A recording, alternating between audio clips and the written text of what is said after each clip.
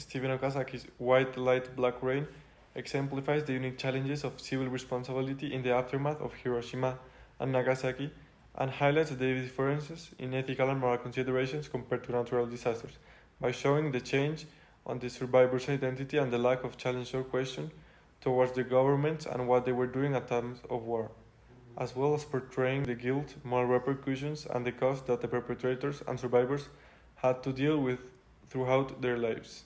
In the documentary film White Light, Black Rain, the identity of the victims of the atomic bombings of Hiroshima and Nagasaki undergoes a profound transformation. Prior to the bombings, the victims were just ordinary civilians going about their daily lives, but after the bombings, their identities were forever altered by the physical and psychological scars they carried. The survivors of the bombings, known as Hibakusha, faced a host of health problems including radiation sickness, cancer, and birth defects. Many lost family members, homes, and possessions in the bombings. In addition to physical injuries, they also faced discrimination and stigmatization from society due to their exposure to radiation. Despite these challenges, the survivors of the bombings became a powerful voice for peace and disarmament. Through their testimonies and activism, they brought attention to the human cost of nuclear weapons and the urgent need to prevent their use in the future. In this way, the identity of the victims of the atomic bombings changed from passive victims to active advocates for a peaceful world. Their resilience and determination in the face of unimaginable tragedy serves as a powerful reminder of the human capacity for hope and compassion. On the other hand, we have the lack of civil responsibility. One such instance is the lack of accountability among the political and military leaders who ordered the bombings. The film highlights the fact that the decision to use atomic weapons was made by a small group of individuals without the input or concern of the broader public. This lack of democratic accountability raises questions about the role of civic responsibility in decision-making processes that have far-reaching consequences. Another instance where the lack of civic responsibility is apparent is in the aftermath of the bombings. The film shows how the Japanese government and society initially shunned the survivors of the bombings due to the fear and stigma associated with radiation exposure. This ostracism not only warrants the physical and psychological trauma experienced by the survivors, but also reflects the lack of empathy and compassion on the part of the broader part of the community. Overall, while the film does not explicitly focus on civic responsibility, it highlights the importance of collective responsibility and empathy in creating a more just and peaceful world. By shining a light on the devastating consequences of nuclear weapons, the film underscores the urgent need for a greater civic engagement and accountability in decision-making processes that impact the fate of millions of people. The film does not focus on the perpetrators of the bombings, but rather on the human toll of the bombings on the survivors and their families. However, in interviews with some of the American soldiers who were involved in the bombings, there's a sense of guilt and regret expressed for the roles in carrying out the bombings.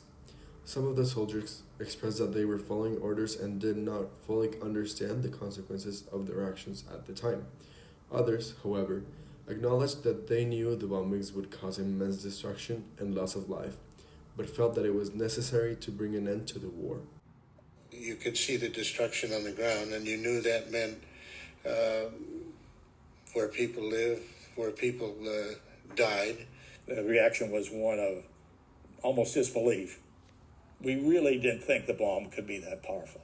Dropped the bomb, we dropped it on time, on target, and that's what we were trained to do and what we wanted to do. And finally, as we got to talking about it a little bit more, there was a feeling that this war was over. Although the soldiers understand that their actions were based on honor and duty by following orders from their superiors, they were able to sympathize and carry with the moral weight of being the ones that, in a way, were responsible for such destruction, death, and further tragedies that followed the releasing up of the bombs.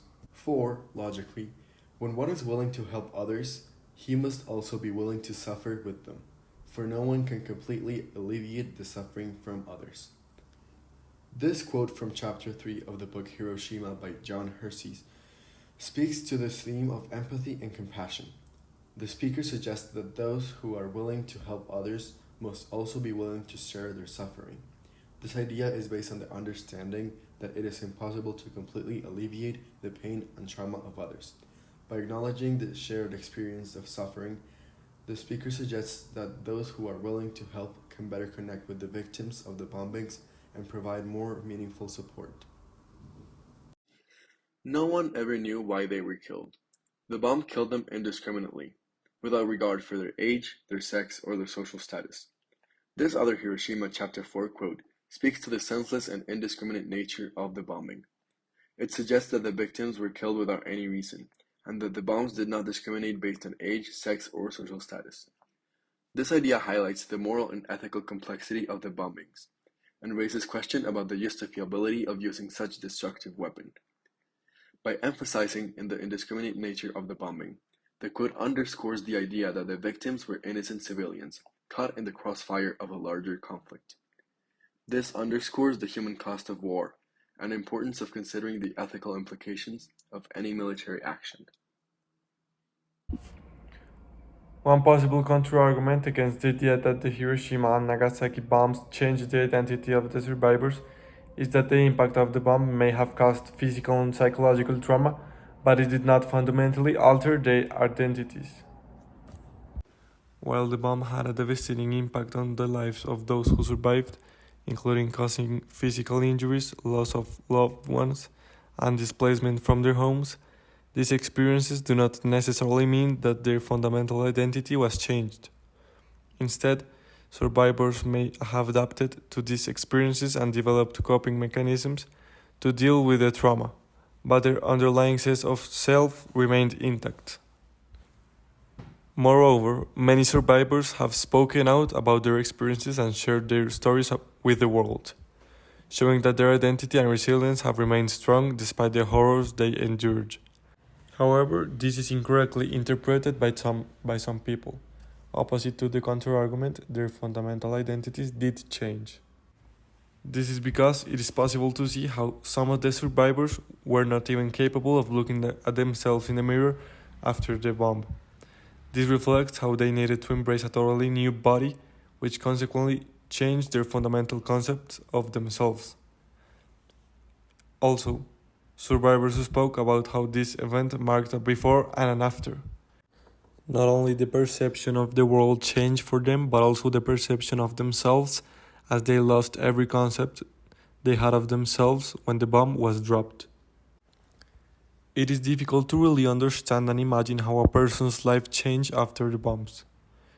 It is logical to think that the survivor's life changes since he loses all his loved ones, his body and health are negatively affected, and he is forced to live elsewhere since he loses his home. However, to be able to try to understand the effects of the bomb over a survivor, we can not only focus on these physical changes. It is necessary to examine how the person who lived before the bomb is not the same person after the bomb, and to examine how his identity radically changes. Based on the previous argument, Stephen Okasaki's White Light, Black Rain exemplifies the unique challenges of civil responsibility in the aftermath of Hiroshima and Nagasaki, and highlights the differences in ethical and moral considerations compared to natural disasters, by showing the change on the survivor's identity and the lack of challenge or question towards the governments and what they were doing at times of war, as well as portraying the guilt, moral repercussions, and the cost that the perpetrators and survivors had to deal with throughout their lives. In the documentary film White Light, Black Rain, the identity of the victims of the atomic bombings of Hiroshima and Nagasaki undergoes a profound transformation. Prior to the bombings, the victims were just ordinary civilians going about their daily lives, but after the bombings, their identities were forever altered by the physical and psychological scars they carried. Guilt and regret will always be present in the responsibles for carrying out the bombings. Although the soldiers understand that they were following orders, there's room for sympathy for their victims in their hearts.